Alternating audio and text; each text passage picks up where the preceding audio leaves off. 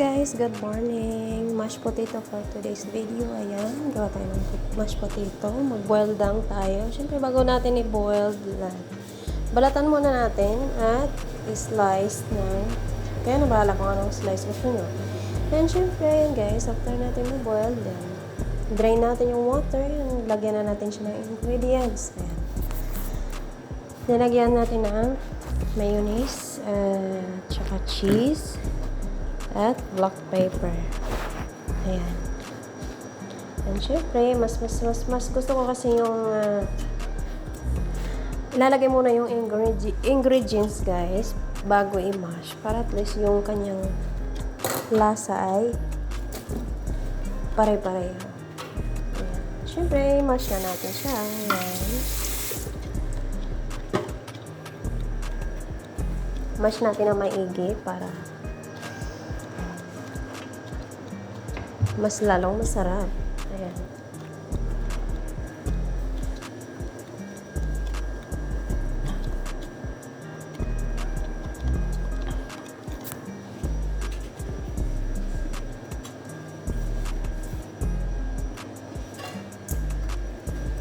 So, ayan na nga guys. After natin i-mash. Actually, dapat butter yung ilalagay ko dyan. Kaso walang butter. Kaya, lagyan natin ng margarine. Kung sa atin na product yan ay margarine. Para yung texture niya ay smooth, hindi siya dry.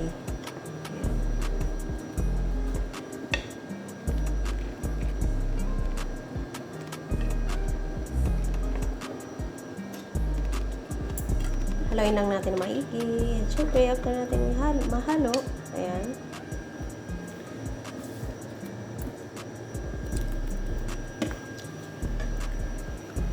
Lagay na natin siya sa Pyrex.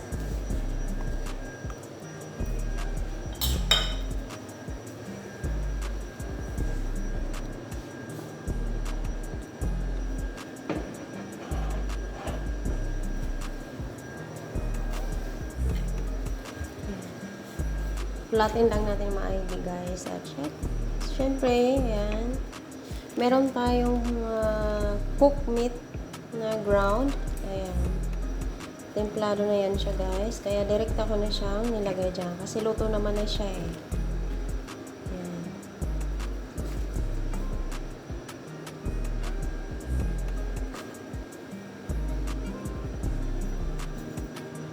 Ayan. Sa mga cheese lovers dyan, pwede nyo siyang lagyan ng cheese after nyo malagay yung ground meat.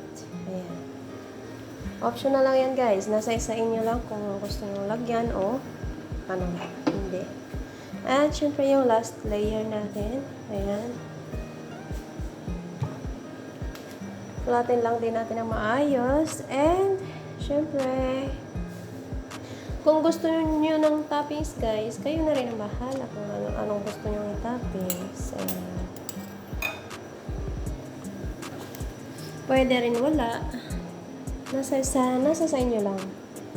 At yun lang guys, yun lang yung aking video for today. Thanks for watching. God bless everyone. Bye-bye.